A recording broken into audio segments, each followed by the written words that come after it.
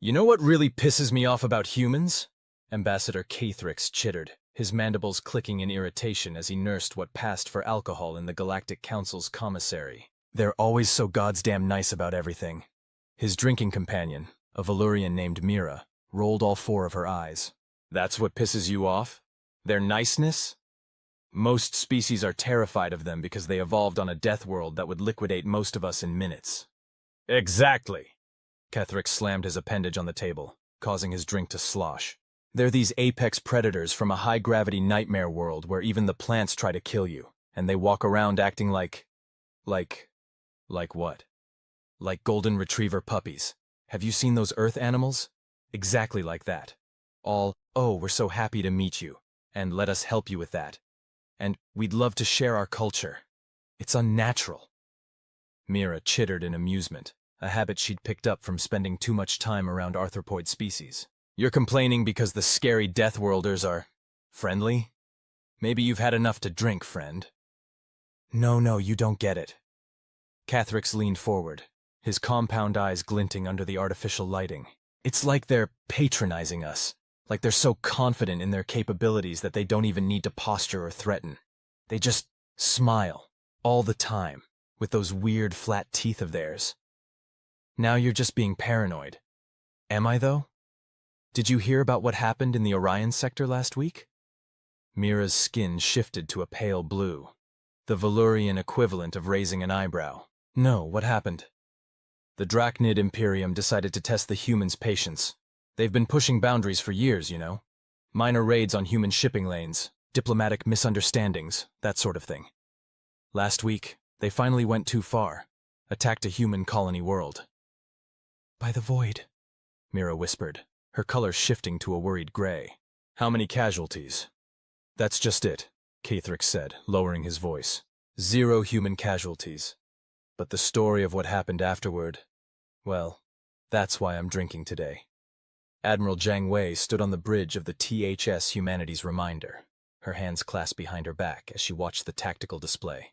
The Drachnid fleet, 300 ships strong, hung in space before them like a swarm of angry wasps. Behind them, the colony world of New Montana spun peacefully, its atmosphere still showing traces of the kinetic bombardment that had mercifully struck only uninhabited areas. The Admiral's expression hadn't changed since receiving the news of the attack. If anything, her smile had grown slightly wider, though it no longer reached her eyes. "Open a channel to the Drachnid flagship," she said, her voice carrying the same pleasant tone she used when ordering coffee. "Channel open, Admiral." "This is Admiral Jiang Wei of the Terran Defense Force. I must say you've caught us by surprise, Imperator Kovacs. We weren't expecting such a direct approach to expressing your dissatisfaction with our presence in this sector." The Drachnid Imperator's face filled the main screen, his scaled features arranged in what passed for smugness among his species. "Admiral Jiang, your reputation precedes you. I trust our demonstration has made clear the Imperium's position regarding human expansion?" "Oh, absolutely crystal clear," Jiang replied, adjusting her uniform with an almost motherly gesture. "I just have one question before we proceed. Would you like to surrender now, or should we do this the fun way?" The Imperator's translator must have glitched, because he actually laughed. "Surrender, Admiral. Perhaps you haven't noticed, but we outnumber your fleet 3-1. "Ah, yes, about that." Zhang's smile widened fractionally. "I should probably mention that we've been letting you raid our shipping lanes for the past few years. You see, we needed to understand your tactics, your capabilities, your arrogance. It's been quite educational." The Imperator's scales flushed darker, a sign of anger among his species. "You dare to suggest—" "Computer," Zhang interrupted, still smiling. "Please activate protocol. Enough is enough." The space around the Drachnid fleet suddenly blossomed with thousands of quantum signatures as the human fleet's true numbers were revealed. The sophisticated stealth systems that had kept them hidden dropped, showing not the mere 100 ships the Drachnids had detected, but over 1,000 vessels that had been quietly surrounding them for days. "Oh, and one more thing," Zhang added as the color drained from the Imperator's scales. "Those raids you've been conducting? We've been replacing all our actual cargo with detailed sensors. Every time you attacked, we learned more about your weapons, your shields, your tactics. We've had 3 years to develop perfect countermeasures to everything in your arsenal." This is impossible," the Imperator stammered. "Your species. You're always so nice?" Jiang finished for him. Oh, we are. We really, really are. Being nice is a choice we make, Imperator. A choice we make every single day, because the alternative... She shrugged. Well, you're about to find out what happens when humans decide to stop being nice. Holy shit, Mira breathed, her skin now a fascinating mixture of gray and purple. What happened next? Cathrix downed the rest of his drink. The humans disabled the entire Drachnid fleet in under 10 minutes. Not destroyed. Disabled. They used some kind of targeted electromagnetic pulse that they'd specifically designed to affect Drachnid systems while leaving their own ships untouched. Then they boarded every single vessel, detained all crew members, and you know what they did next? What? They gave them all medical treatment. Anyone who was injured in the brief battle or during the boarding actions got top-tier human medical care. Then they served them hot meals and apologized for any inconvenience. Mira's color shifted to pure white, the Valyrian equivalent of slack-jawed disbelief. They apologized? Oh, it gets better, Cathrix continued. They towed the entire disabled fleet back to Drachnid space, dropped them off with a detailed report of everything they'd done wrong from a tactical standpoint, including suggestions for improvement, and then... He paused for dramatic effect. They sent them a fruit basket. A what? It's a human tradition. When you want to apologize or show goodwill, you send people a basket of edible plant reproductive organs. The card attached said, and I quote, "Sorry we had to stop being nice. Here's hoping we can all be friends again soon. XOXO, humanity." Mira's skin rippled through several colors before settling on a deep blue of contemplation. That's actually terrifying. Now you get it, Cathrix exclaimed. The humans aren't nice because they have to be. They're nice because they're so absurdly, overwhelmingly capable of being not nice that they view friendliness as a luxury they can afford. It's like being in a room with a super predator that's choosing to purr instead of bite your head off. Not because it can't bite your head off, but because it genuinely prefers purring. So what happened with the Drachnids after that?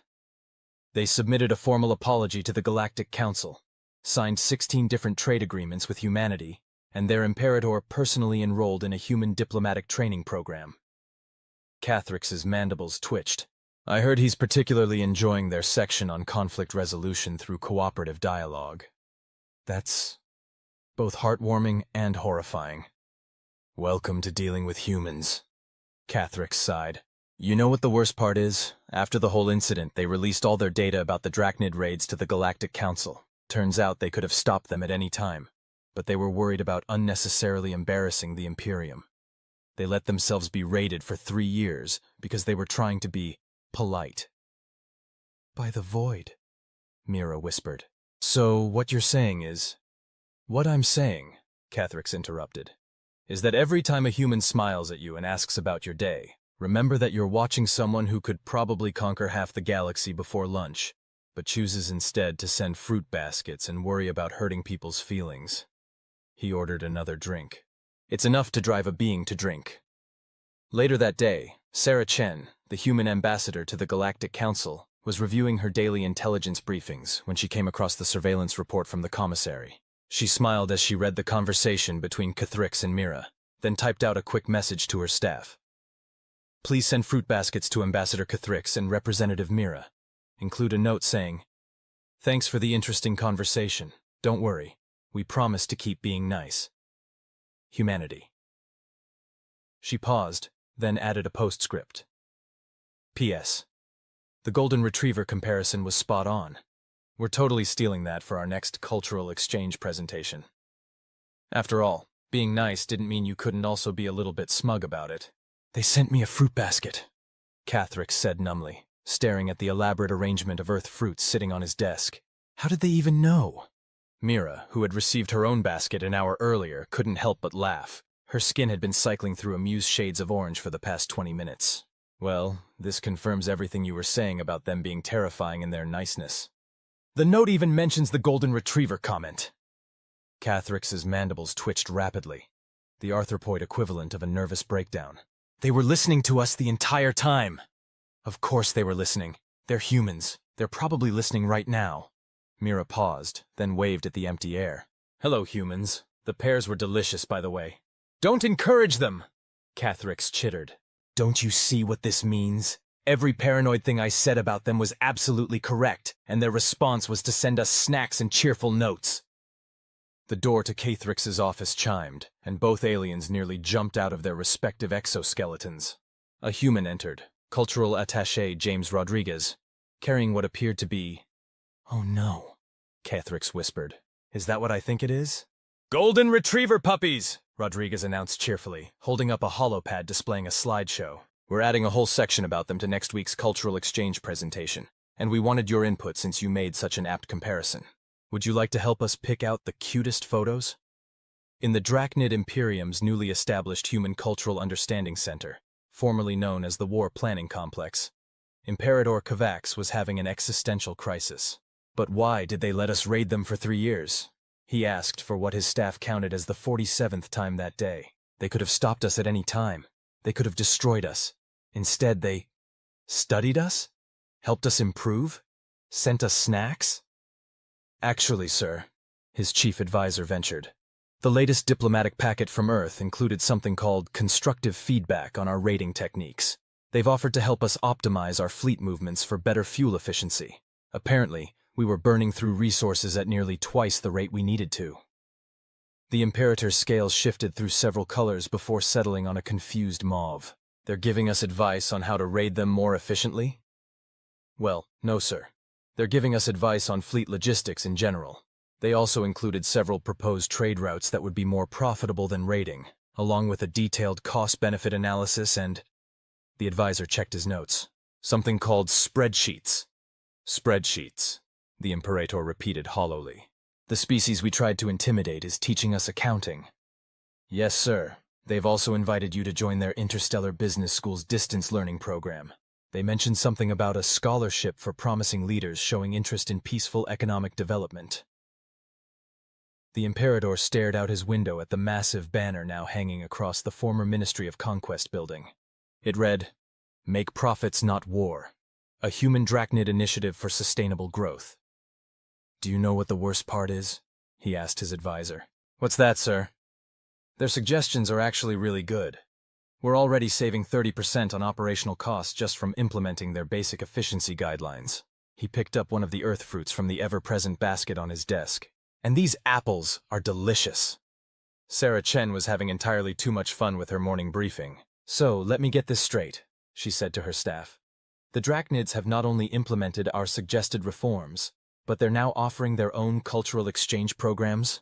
"Yes, Ambassador," her aide confirmed. "They're calling it From Raiders to Traders, a journey of commercial enlightenment. They've even adopted some human business casual practices. Apparently the Imperator wears a necktie now." "A necktie?" "Yes, ma'am. He says it makes him feel more approachable in meetings." Chen leaned back in her chair, a smile playing at her lips. "And how's the Golden Retriever presentation coming along?" "Ambassador Cathrix and Representative Mira have been surprisingly helpful. They've selected several photos they feel best represent humanity's..." The aide consulted his notes. "Terrifyingly effective combination of overwhelming capability and unnecessarily enthusiastic friendliness." "Perfect." Chen picked up her tablet, scrolling through the day's agenda. "Oh, and what's the status on Operation Kill Them with Kindness?" "The Galactic Council's species integration metrics show a 300% increase in positive interactions between traditionally antagonistic species. The Drachnid-led Business Before Battles seminars are particularly popular. Also, fruit basket sales have increased by 1,200% across all sectors." "Excellent. And the surveillance concerns?" "Several species have figured out that we monitor pretty much everything, but they seem more impressed than worried. The prevailing attitude appears to be, if they're going to spy on us anyway, at least they use the information to send snacks and helpful suggestions." Chen nodded approvingly. "Any other developments I should know about?"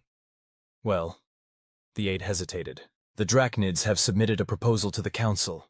They want to establish an interstellar MBA program focused on converting military expertise into business acumen. They're calling it Warships to Workshops." "Let me guess. They want human instructors?" "Yes, ma'am. The Imperator specifically requested, and I quote, those terrifying humans who somehow weaponized niceness into the most effective conquest strategy the galaxy has ever seen." Chen couldn't help but laugh. "Well, we can hardly say no to such a polite request, can we? Approve the proposal. And send the Imperator." A fruit basket, ma'am? No, let's step it up. Send him a coffee machine and some business management books. Include a note saying we're proud of his progress. Yes, ma'am. Should we add the usual XOXO humanity? Of course. We have a brand to maintain, after all.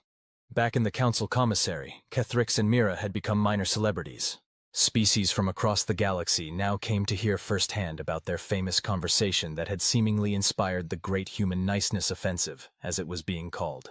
So there we were, Kethrix would tell his eager audience, complaining about how unnervingly nice humans are, not realizing they were listening, and their response was to prove our point by being even nicer. The fruit baskets have become a symbol, Mira would add, her skin shifting to philosophical purple. A symbol of humanity's most devastating weapon, aggressive pleasantness. I heard, a young Centaurian diplomat whispered, that the humans have an ancient saying, keep your friends close and your enemies closer. No, Kethrix corrected. With humans it's more like, keep your friends close and turn your enemies into friends by being so persistently nice that they eventually give up and start attending your professional development seminars. The commissary burst into laughter, a cacophony of various species' expressions of amusement. Nobody noticed the human server behind the counter smiling as she typed out another report to Ambassador Chen. Operation, nice to meet you. Continues to exceed expectations. Recommend implementing Phase 3. Interspecies team building workshops. Also, we're running low on fruit baskets. Chen's response came back almost immediately. Approved. And remember, keep smiling. It confuses them. After all, in a galaxy full of species that evolved to fight or flee, humanity's greatest innovation might just have been choosing to make friends instead, while maintaining the capacity to do otherwise, just in case. But they really preferred the friendly approach. It was just more fun that way. Have you seen the latest human initiative? Mira asked, sliding into her now regular seat beside Kethrix in the commissary. Her skin was cycling through shades of bemused turquoise. You mean Operation Intergalactic Group Hug? Kethrix's mandibles twitched with what had become a mix of resignation and amusement. I got the memo this morning, along with, let me guess, a fruit basket? No, worse. Kethrix pulled out a small plush toy from his bag. They're calling it a teddy bear. Apparently it's a traditional Earth comfort object. The note said it's for emotional support during times of strategic friendship deployment. Mira burst out laughing, her skin flashing brilliant orange. They're just messing with us now, aren't they? Oh, it gets better, Kethrix said, producing a document. This came with it. It's an invitation to something called a team-building retreat. 3 days of what they're calling intensive friendship exercises with representatives from every major species in the Council. Including the Drachnids? Especially the Drachnids. Apparently they're co-hosting. The Imperator is leading a workshop on converting conquest goals into networking opportunities. In the newly established Galactic Friendship Center, formerly the Council's Department of Strategic Deterrence, Ambassador Chen was reviewing the latest reports with her expanding team. The numbers are exceeding all projections, her aide reported. The Drachnid Business Schools from Warfleet to Wall Street program has a waiting list 3 years long. 7 traditionally hostile species have requested human mediators for their trade disputes, and the Council's Department of War has been officially renamed to the Department of Aggressive Hugging. That last one was a joke suggestion in the proposal, Chen noted. Yes, ma'am. They took it seriously. There's already a logo with interlocking tentacles and appendages forming a heart shape. Chen pinched the bridge of her nose, fighting back a smile. Sometimes I think we're being too successful. Any pushback? Well, the aide consulted his tablet. Some species are suggesting that our persistent niceness constitutes a form of psychological warfare. The Regellians filed a formal complaint stating that human friendliness is, quote, destabilizing traditional galactic power structures through the weaponization of positive reinforcement. And the Council's response was to establish a support group for species struggling to adapt to peace. The Drachnids are facilitating, sharing their journey from, quote, conquest-focused execution to profit-focused group hugs. The Drachnids are running therapy sessions now? Yes, ma'am. The Imperator has become quite invested in emotional intelligence training. He's even written a book, The 7 Habits of Highly Effective Ex-Warlords. Meanwhile, in the Drachnid Imperium's Executive Success Center, formerly the Supreme Command Bunker, Imperator Kovacs was having an unexpected crisis. Our approval ratings are too high, he announced to his council, now dressed in business casual battle armor, with a motivational quote engraved on the breastplate. Be the change you wish to see in the galaxy. Is that bad, sir? His chief advisor asked, adjusting his own power tie. It's terrifying. We're becoming popular. The Imperator's scales shifted to anxious chartreuse. Other species are coming to us for advice. Us! The Glornak Confederation asked me to speak at their Warriors to Winners convention. Me, the same Imperator who tried to bomb a human colony. To be fair, sir, that turned out to be an excellent networking opportunity. That's exactly my point. Kovacs began pacing. The humans have somehow transformed our failed military campaign into a successful brand strategy. Our How We Learn to Stop Worrying and Love Profit Margins seminar series is the most attended event in Drachnid history. The merchandise sales alone have doubled our GDP, the advisor noted helpfully. We're not supposed to be selling merchandise. We're supposed to be... The Imperator trailed off, realizing he couldn't actually remember what they were supposed to be doing instead. What happened to us? I believe the humans call it character development, sir. Before Kovacs could respond, a human-designed holographic display activated, showing Ambassador Chen's smiling face. Imperator, I hope I'm not interrupting anything. No, Kovacs said quickly, straightening his tie. Just having an existential crisis about our successful transition from feared conquerors to galactic business consultants. Excellent. That's actually why I'm calling.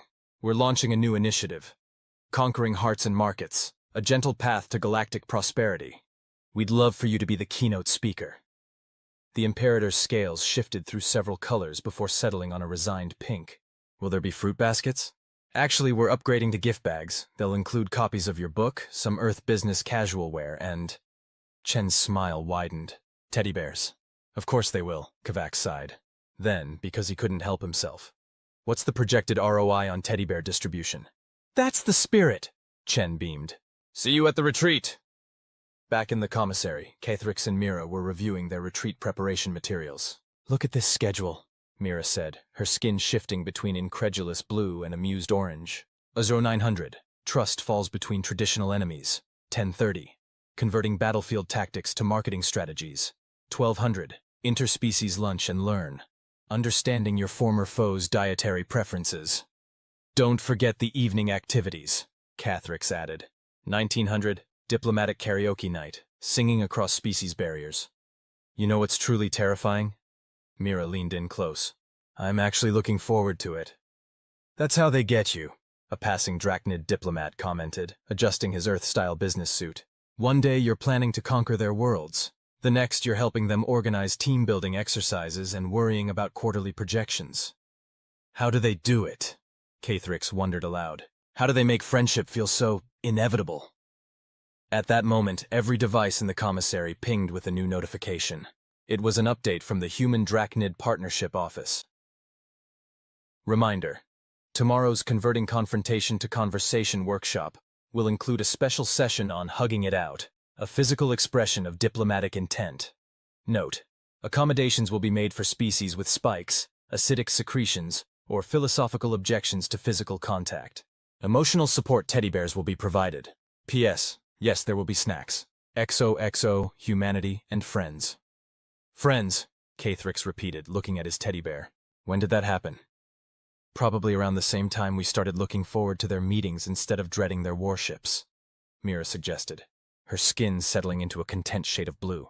You know what's really scary? Cathrix said, absently straightening the tiny necktie someone had added to his teddy bear. I'm starting to think maybe being nice isn't just their most effective weapon. It might be their most genuine one.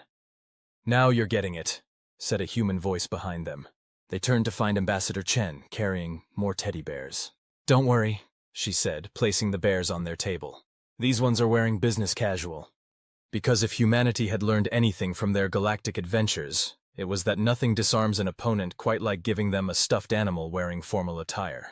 And somewhere in the vast reaches of space, countless species were learning that perhaps the most terrifying thing about humans wasn't their capacity for war, but their unlimited capacity for turning enemies into friends.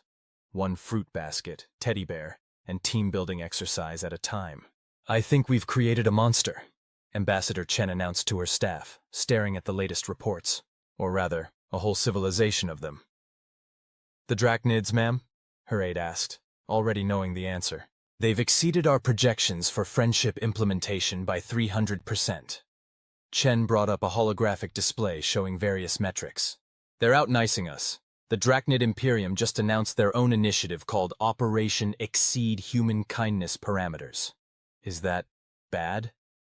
They're sending fruit baskets to our fruit basket suppliers, with thank you notes and little motivational quotes. Chen threw up her hands. Yesterday, the Imperator sent me a teddy bear wearing a teddy bear shirt with a tiny teddy bear in its pocket. It's getting recursive. In the Galactic Council's newly renovated Harmony Hall, formerly the Crisis Management Bunker, Cathrix and Mira were attending the first ever Interspecies Appreciation and Strategic Hugging Symposium. The Drachnids were hosting. Welcome, friends, Imperator Kavax announced from the podium, his business casual battle armor now adorned with positive affirmation decals. Before we begin today's session on transforming ancient blood feuds into networking opportunities, I'd like to share some exciting metrics. Did he just say exciting metrics without a hint of irony? Mira whispered to Cathrix, her skin cycling through shades of bewildered cyan. The humans have created an entire species of corporate motivational speakers, Cathrix replied, clutching his emotional support teddy bear. This is somehow more terrifying than when they were planet raiders. Our Q3 friendship satisfaction scores are up 457%, Kavax continued enthusiastically. Our Hugs Not Conquest initiative has resulted in a 600% increase in positive interspecies interactions, and our new Compliment Your Former Enemy Day has been officially recognized as a galactic holiday. The audience, a mix of former adversaries and recovering warmongers, applauded politely while exchanging confused glances. And now, Kavax beamed, I'd like to introduce our keynote speaker, the species that showed us the true power of weaponized kindness, Ambassador Sarah Chen of humanity. Chen approached the podium, looking slightly concerned. Thank you, Imperator. Though I feel I should point out that we never actually intended to weaponize. Exactly, Kavax interrupted. The ultimate weaponization, making it seem unintentional. Brilliant strategy. Which brings me to our exciting announcement. The massive screen behind him lit up with a logo that made Chen's blood run cold. The Friendship Arms Race. Because if humans can be this nice, we can be nicer. We've lost control of the narrative, Chen reported to Earth's diplomatic corps later that day. The Drachnids aren't just adopting our strategies, they're escalating them. They've declared a kindness competition. Surely that's a good thing, someone suggested. They've established a department of aggressive friendship deployment. They're developing new forms of positive reinforcement we never even considered. Look at these reports. The screen's filled with recent Drachnid initiatives. Operation, Overwhelming Affection. Project, Exceed Human Niceness Quotient. Strategic Complement Saturation Protocol. The Friendship Nuclear Option, everyone gets 2 fruit baskets. Yesterday, Chen continued, they sent a diplomatic package to a species they've been at war with for 3 centuries. It contained a peace treaty, a business proposal, 50 fruit baskets, and a choir singing What a Wonderful Galaxy. The other species surrendered immediately to their kindness initiative. But isn't this what we wanted? Her aide asked. Galactic peace through aggressive niceness? You don't understand, Chen said, pulling up more data. They're optimizing our methods. They've created an AI dedicated to generating increasingly sincere compliments. They're developing new forms of hugs. They've established a strategic teddy bear reserve. Meanwhile, in the Drachnid Strategic Kindness Command Center, formerly the Planetary Annihilation Planning Division, Imperator Kavax was reviewing his own reports. Our kindness metrics are approaching human levels, he announced proudly. But we can do better. We must do better. Humanity showed us the way. Now we must exceed their parameters. Sir, his chief advisor ventured, adjusting his motivation slogan-covered tie. Some might say we're taking this too far. Nonsense. Look at these results. Kavax gestured to the charts covering the walls. Our approval ratings are through the roof. Former enemies are asking us for friendship advice. We're trending on Galactic Social with #Drachnid diplomacy. Yes, but the therapy puppies for everyone in the Imperium. A necessary strategic investment, and the mandatory daily affirmations. Sir, with all due respect, the advisor interrupted. Yesterday you proposed weaponizing cute baby animal photos. And it worked! The Rigelian hegemony agreed to trade negotiations after we sent them those pictures of Earth kittens wearing business attire. We must push further. More kindness, more friendship, more... A human message notification interrupted his speech. Back in the council commissary, Cathrix and Mira watched the situation unfold with a mix of horror and fascination. So now we have the humans trying to calm down the drachnids, Mira observed, her skin shifting to philosophical purple, who are trying to out-nice the humans, who invented being nice as a strategic option, which inspired the drachnids to weaponize niceness beyond what the humans intended.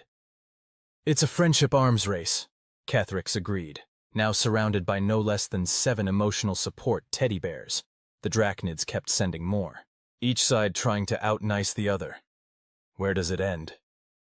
Their devices pinged simultaneously, a joint announcement from human and drachnid diplomatic corps. Attention all species. In light of recent escalations in strategic friendship deployment, we are pleased to announce the first annual Galactic Kindness Competition. May the nicest civilization win. P.S. All participants will receive participation trophies, because everyone's a winner when we're friends. P.P.S. Yes, there will be fruit baskets. XOXO, humanity and the now extremely friendly Drachnid Imperium. We're doomed, Cathrix said, even as he found himself signing up for the competition. The humans created a kindness singularity. Look on the bright side, Mira replied, her skin showing amused orange patterns. At least we get snacks. And somewhere in the depths of space, humanity watched their experiment in strategic niceness evolve beyond their wildest expectations, leading to the greatest arms race the galaxy had ever seen. One measured not in weapons or wars, but in fruit baskets, teddy bears, and increasingly elaborate friendship initiatives. Because, as it turned out, the only thing more unstoppable than humanity's capacity for friendliness was the enthusiasm with which their former enemies embraced it. The end until someone escalates the kindness further.